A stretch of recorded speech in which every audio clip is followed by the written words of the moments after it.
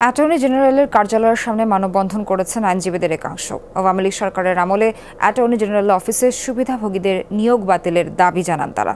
সকাল 9:30টার দিকে attorney general অফিসের সামনে ব্যানার নিয়ে অবস্থান করেন ক্ষুব্ধ আইনজীবীরা। তাদের দাবি, গত সরকারের আমলে সুবিধাভোগীদের এবারও অ্যাটর্নি জেনারেলের কার্যালয়ে নিয়োগ দেওয়া হয়েছে।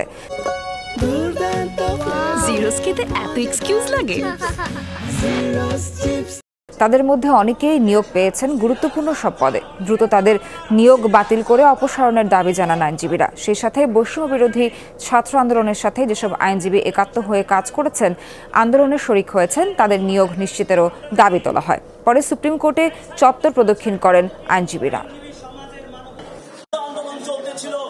এই সময় আমাদের যে ভাইদেরকে গ্রেফতার করা হয়েছিল, সেই ভাইদেরকে সেদিন জামিন দেয়নি, আর সেই জামিনের বিরোধিতা করেছিল।